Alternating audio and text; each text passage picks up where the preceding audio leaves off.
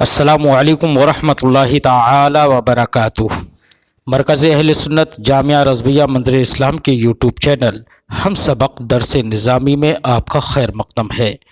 پیارے بچوں، آپ میں سے جنہوں نے اب تک ہمارے چینل کو سبسکرائب نہیں کیا ہے وہ ضرور سبسکرائب کر لیں اور اپنے ساتھیوں سے بھی شیئر کریں اور بیل آئیکن بھی ٹچ کر دیں تاکہ ہر اپلوڈ کی نوٹیفیکیشن آپ تک پہنچ سکے، اور اپنے ساتھیوں سے بھی شیئر کریں اور بات پسند آئے تو لائک بھی کریں۔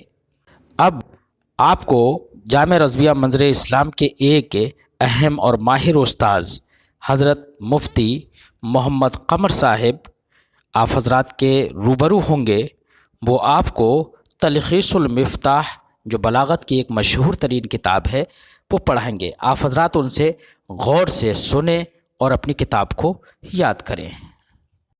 بسم اللہ الرحمن الرحیم۔ ومزیت انما علی العطف انه يعقل منها الحکمان معا۔ یہاں سے جناب والا مصنف علیہ الرحمہ لفظ انما کی فضیلت عطف پر بیان کرنا چاہتے ہیں کہ لفظ انما کو عطف پر کیا فضیلت حاصل ہے۔ تو لفظ انما کو عطف پر یہ فضیلت حاصل ہے کہ جناب والا لفظ انما سے دونوں حکم یعنی کہ مثبت والا حکم اور منفی والا حکم دونوں حکم ایک ساتھ سمجھے جاتے ہیں۔ لفظ انما سے دونوں حکم ایک ساتھ سمجھے جاتے ہیں۔ مثلا ہم نے کہا انما زید کاتب، زید کاتب ہی ہے، ٹھیک، تو اب یہاں پر یہ بھی سمجھ میں آ گیا کہ زید غیر کاتب نہیں ہے، جی زید غیر کاتب نہیں ہے۔ تو دیکھو کچھ وقفے کے ساتھ ہوا یا ایک ہی ساتھ سمجھ میں آ گیا؟ ایک ہی ساتھ سمجھ میں آیا۔ زید کا کاتب ہونا یہ مثبت، زید کا کاتب کا غیر کاتب نہ ہونا، زید کا غیر کاتب نہ ہونا، زید کا غیر کاتب ہونا، یہ دونوں ایک ساتھ سمجھ میں آئے۔ تو غیر کاتب ہونا کیا ہے؟ یہ منفی۔ تو دیکھو انما کے ذریعے سے جناب والا حکم مثبت اور حکم منفی دونوں ایک ساتھ ایک وقت میں سمجھ میں آتے ہیں، برخلاف عطف کے کہ وہاں پر جناب والا دونوں حکم ایک ساتھ سمجھ میں نہیں آتے ہیں، بلکہ پہلے ایک حکم حاصل ہوتا ہے پھر اس کے بعد دوسرا حکم حاصل ہوتا ہے۔ مثلا ہم نے کہا ما زید الا قائم، پہلے ہم نے سمجھا زید نہیں ہے، حکم نفی کو سمجھا، پھر اللہ کے ذریعے حکم اس بات کو سمجھیں گے۔ تو دیکھو یہاں پر اگرچہ ہم دونوں حکم سمجھ رہے ہیں لیکن جناب والا وقت دے رہے ہیں، ہم تاخیر سے سمجھ رہے ہیں، ایک ساتھ نہیں سمجھ پا رہے ہیں۔ اسی طریقے سے جناب والا ہم کہیں زیدون الا قائم، وہ جانی زیدن ما جانی زیدن، ہاں ابھی کیا بنائی تھی مثال؟ ابھی ما جانی بنائی تھی، ما زیدن لقائم،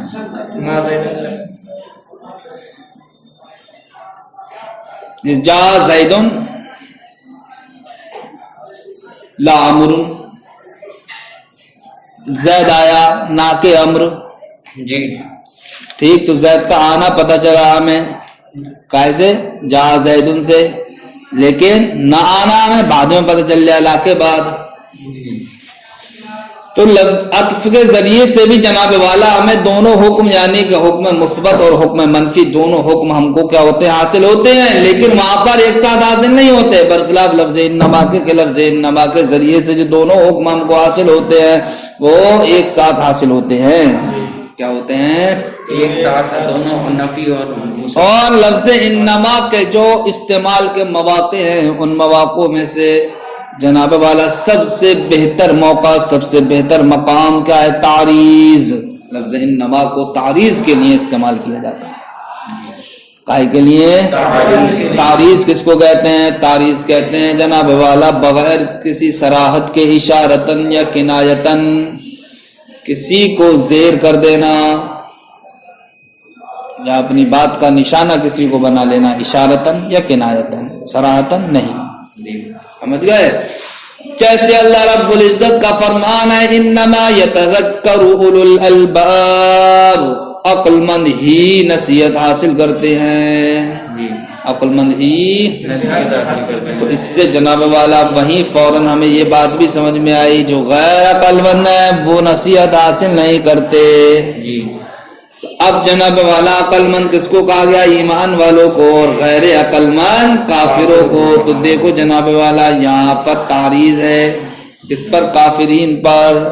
کافرین کو نشانہ بنایا گیا ہے کہ تم جاہل ہو، بے وقوف ہو، سمجھ گئے؟ کیسے جو جس طریقے سے جانور جو عقل نہیں رکھتا ہے اسی طریقے سے جناب والا تمہارا حال ہے، کیونکہ عقل مند تو ایمان والے ہیں اور ہو تم کافر، تو عقل مند نہیں ہو تم بلکہ ہو غیر عقل مند۔ غیر عقل مند ہونے میں تم جانور کے شریک ہو گئے، جس طریقے سے جانور غیر عقل مند ہیں ایسے ہی تم بھی غیر عقل مند ہو۔ تو دیکھو صرف کہا گیا انما یتذکر اولو الالباب، لیکن اس سے کیا کیا سمجھ میں آ گیا؟ دو چیز سمجھ گئے؟ دیکھو یہاں پر تعریض ہے، یعنی کافرین کا رد کیا گیا ہے یہاں پر، اور اس رد کی صراحت نہیں ہے بلکہ اشارتاً کنایتاً کیا گیا ہے کہ عقل مند ہی نصیحت حاصل کرتے ہیں، رہے غیر عقل مند تو وہ نصیحت حاصل نہیں کرتے۔ تو غیر عقل مند کون ہے؟ کافر، وہ انتہائی جہالت میں ہے، سمجھ گئے؟ اب ان سے امید لگانا نصیحت حاصل کرنے کی ایسے ہی ہے جیسا کہ جانور سے امید لگانا۔ کس سے امید لگانا؟ جانور سے۔ ومزیت انما، اور لفظ انما کی فضیلت علالات فی اخبر انہ یوقل، یہ ہے کہ اس سے سمجھا جاتا ہے الحکمانی، دونوں حکمان ساتھ ساتھ۔ کون سے دونوں حکم؟ حکم مثبت اور حکم منفی۔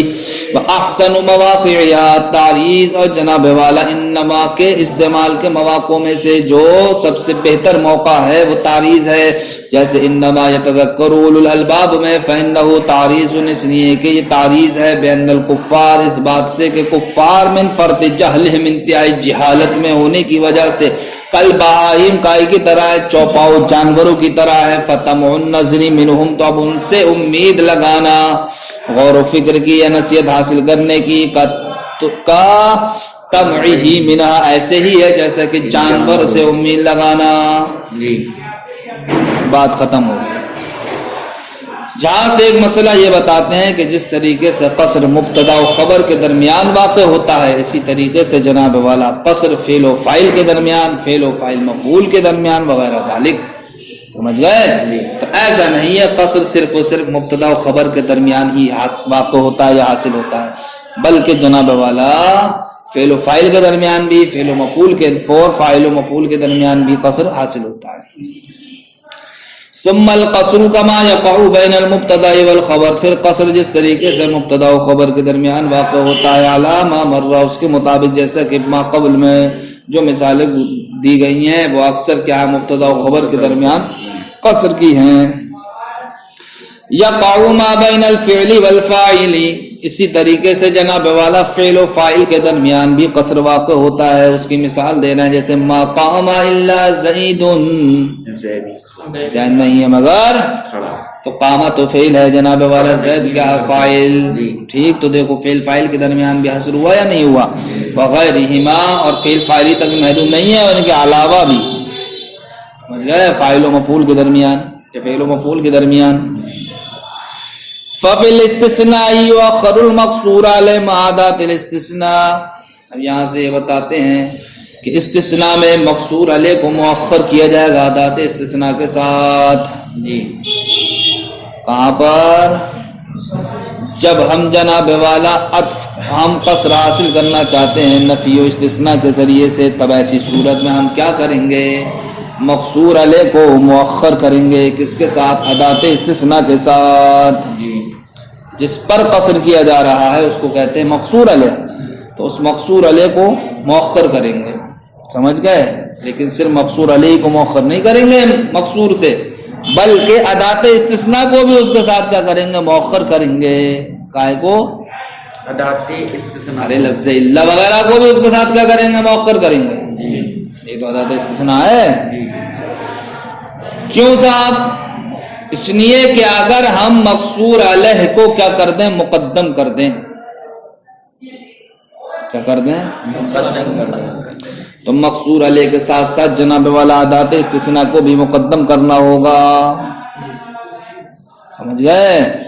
تو مثلا ہم کہیں گے مقصور علیہ کو مقدم کر کے، جیسا کہ ما ضرب الا عمرا زید. ارے اصل عبارت تھی ما ضرب زید الا عمرا، کہ زید نے نہیں مارا مگر عمرو کو. ٹھیک، تو مقصور علیہ ہے عمر، ادات استثناء ہے لفظ اللہ. اس مقصور علیہ کو آپ نے مقدم کر دیا کائے پر؟ مقصور یعنی زید پر. حالانکہ ابھی قاعدہ آپ نے پڑھا کہ مقصور علیہ ادات استثناء کے ساتھ مؤخر ہوگا، لیکن یہاں پر مقدم کر دیا. ٹھیک، تو ہم مقدم کرنے سے کیا خرابی لازم آ جائے گی؟ تو مقدم کرنے سے جناب والا خرابی لازم یہ آئے گی کہ مقصور علیہ یعنی جس پر قصر کیا جا رہا ہے. تو اب خرابی لازم یہ آئے گی جب ہم اس کو مقدم کر دیں گے تو صفت کے حصر کی تمامیت ہو جائے گی. کیا ہو جائے گی صاحب؟ صفت حصر کی یا صفت کا حصر ہو جائے گا، صفت کا حصر ہو جائے گا اس کے مکمل ہونے سے پہلے. جی، کائے سے پہلے؟ اس کے مکمل ہونے سے پہلے اس کا حصر ہو جائے گا. یعنی کہ جناب والا ہم اس خوبی کو گھیر دیں گے یا اس خوبی کا ہم حصر کر دیں گے کہ جو خوبی کسی کے لیے ثابت ہوئی ہے. تو جو خوبی ہے وہ تو مقصور علیہ ہے یا نہیں ہے؟ جس کے لیے ثابت ہوگی وہ بنے گا مقصور. ٹھیک، تو اب اگر ہم مقصور علیہ کو مقدم کر دیں گے تب ایسی صورت میں لازم آئے گا صفت کے حصر کا پایا جانا اپنی تمامیت سے پہلے، کیونکہ صفت جو مکمل ہوتی ہے وہ موصوف سے مل کر کیا ہوتی ہے؟ کیسے لازم آگا؟ اس لیے لازم آگا کہ ما ضرب الا عمرا زید میں جناب والا الا حرف استثناء ہے، عمرن کیا ہے؟ مستثنیٰ. یہ مل ملا کے بنے گا مقصور علیہ. زید کا بنے گا مقصور. سمجھ گئے؟ تو مقصور گویا کہ موصوف کے درجے میں ہوتا ہے مقصور، اور مقصور علیہ گویا کہ یہ صفت کے درجے میں ہوتا ہے. تو اب دیکھو مقصور علیہ کو جب آپ نے پہلے رکھ دیا تو گویا کہ صفت حاصل ہو گئی یا نہیں ہوگی پہلے؟ اور اس کی تمامیت کب ہوتی؟ موصوف سے مل کر. اب موصوف تو پڑا ہوا آخر میں جو مقصور ہے.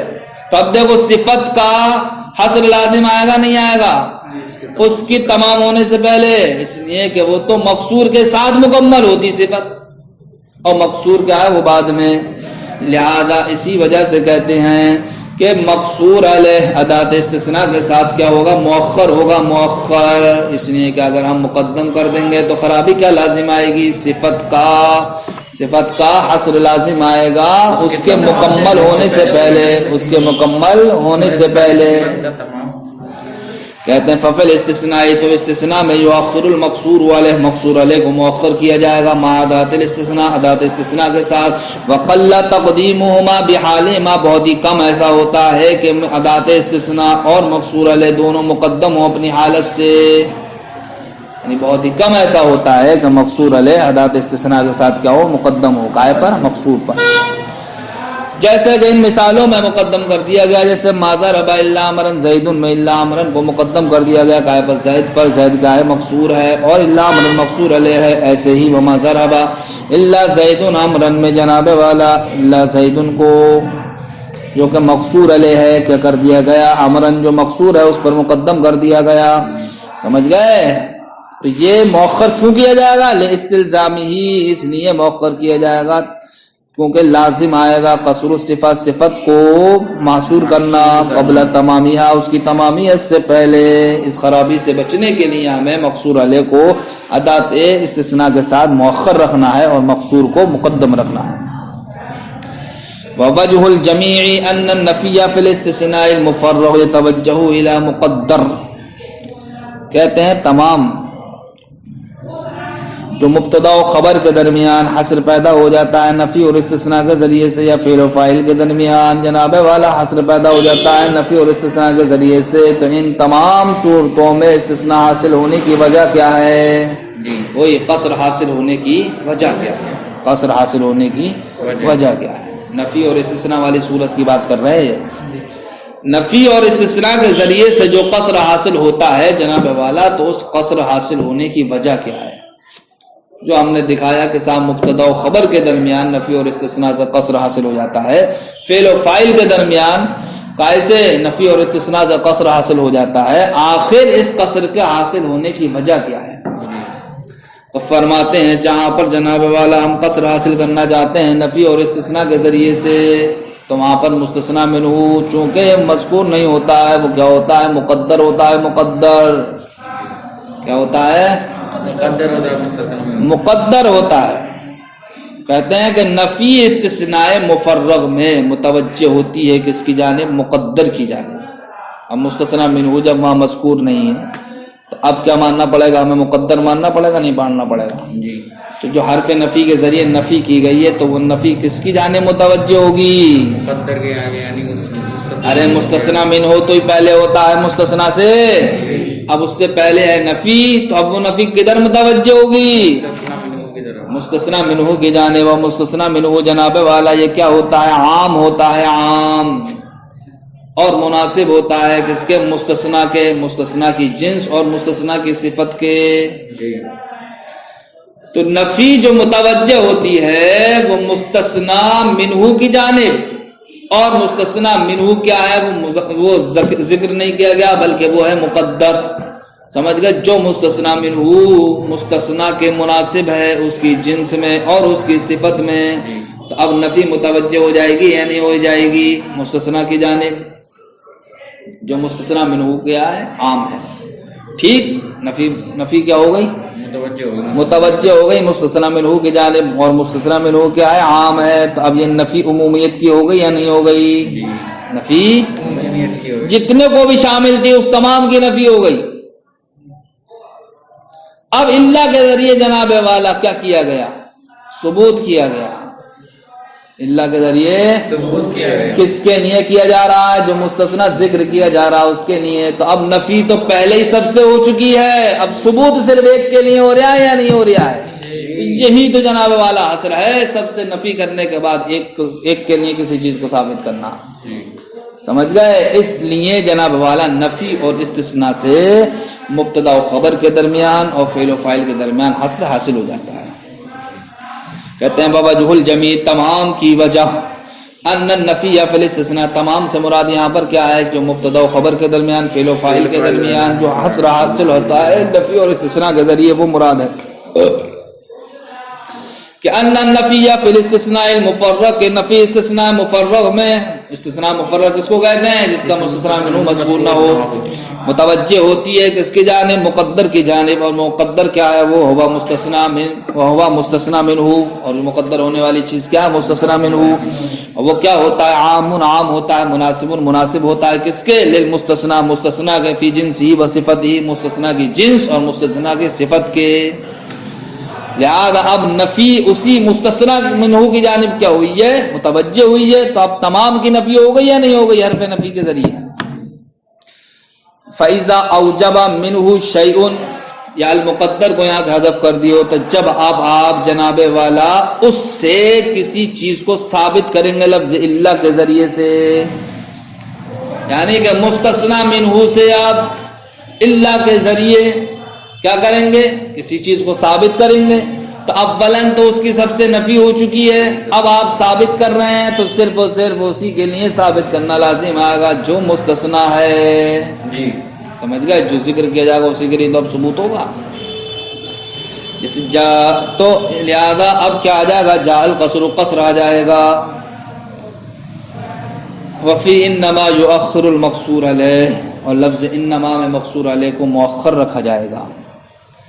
استثناء میں جناب والا مقصور علیہ کو ادات استثناء کے ساتھ مؤخر کیا گیا تھا. ٹھیک. لیکن انما میں جناب والا مقصور علیہ کو مؤخر رکھا جائے گا.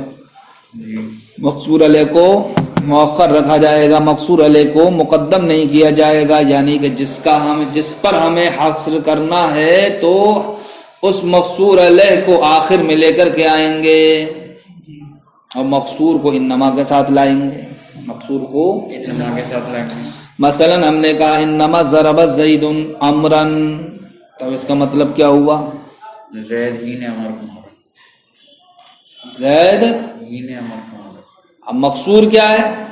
زید زید ہی نہیں ہے، اور امر کا مقصور علیہ، جی تو اب زید کی پٹائی کو گھیر دینا امر پر، جی یعنی زید ہی نے امر کو مارا، جی زید ہی نے۔ امر کو مارا۔ لہذا انما میں جناب والا مقصور علیہ کو مؤخر کیا جائے گا۔ اب مقصور علیہ کو مقدم نہیں کر سکتے، کیوں نہیں کر سکتے؟ اس لیے نہیں کر سکتے کہ اگر مقصور علیہ کو ہم مقدم کر دیں گے تو التباس کا خوف لازم آئے گا، جی التباس کا خوف لازم خوف، التباس کا خوف لازم آئے گا۔ کیسے آئے گا؟ اس لیے آئے گا جناب والا، ہم نے کہا انما ضرب زید امرا، کہ زید ہی نے امر کو مارا، تو یہاں پر ضاربیت کو گھیر دیا گیا، نہیں گھیر دیا گیا؟ جی ضاربیت کو گھیر دیا گیا۔ اب آپ نے جناب والا امرن کو کر دیا مقدم اور کہا انما ضرب امرن زید، انما ضرب امرن زید۔ اب ترجمہ کیا ہوگا؟ اب ترجمہ یہ ہوگا کہ امر کو ہی زید نے مارا، امر کو ہی زید نے مارا۔ تو دیکھو پہلے کیا تھا مانا؟ ضاربیت کا حصر، اور اب ہم کس کا حصر کر رہے ہیں؟ مضروبیت کا، حالانکہ مقصد ہمارا کیا تھا؟ ضاربیت کا حصر دکھانا۔ تو یہ مضروبیت کا حصر کیسے لازم آیا؟ اس لیے لازم آیا کہ ہم نے قاعدہ توڑ دیا کہ مقصور کو ہمیں آخر میں رکھنا چاہیے تھا، اس کو ہم نے کر دیا مقدم۔ لہذا اس خرابی سے بچنے کے لیے کہ جناب والا جب ہمارا مقصود فاعل کی فاعلیت کو محصور کرنا ہوگا، تو اگر ہم مقصور علیہ کو مقدم کر دیں گے تو اس وقت مفعول کی مفعولیت کا محصور ہونا لازم آئے گا۔ جی سمجھ گئے؟ وَإِنَّمَا وَفِي إِنَّمَا يُؤَخَّرُ الْمَقْصُورُ عَلَيْهِ، لفظ انما میں مقصور علیہ کو مؤخر کیا جائے گا، تو آپ کہیں انما ضرب زید امرا ولا يجوز تقدیمه على غیرہ، اور اس کی تقدیم اس کے علاوہ پر جائز نہیں ہے، یعنی کہ مقصور علیہ کو اس کے علاوہ پر مقدم کرنا جائز نہیں، للالتباس، التباس کی وجہ سے۔ سمجھ گئے التباس کیسا تھا؟ جی وغیر کا الا، لفظ غیر کا معاملہ جناب والا لفظ الا کی طرح ہے دو اعتبار سے۔ ایک تو یہ ہے کہ جس طریقے سے لفظ الا دونوں ہی طرح کے حصر میں استعمال ہوتا ہے، چاہے قصر الموصوف علی الصفت ہو، چاہے قصر الصفت علی الموصوف ہو، اسی طریقے سے لفظ غیر کا بھی معاملہ ہے، لفظ غیر بھی جناب والا دونوں طرح کے قصر میں استعمال ہوتا ہے۔ اور جناب والا جس طریقے سے لفظ الا کے ساتھ لا نفی کا جمع ہونا کیا محال ہے، اسی طریقے سے لفظ غیر کے ساتھ بھی لا نفی کا جمع ہونا محال ہے، اس لیے لفظ غیر کائی کی طرح الا کی طرح ہے۔ وغیر کا الا، لفظ غیر الا کی طرح فی افادۃ القصرین، دونوں قصروں کا فائدہ دینے میں، وفی امتناع مجامعات لا، اور لا نفی کے ساتھ جمع ہونے کے محال ہونے میں۔ السلام علیکم ورحمۃ اللہ۔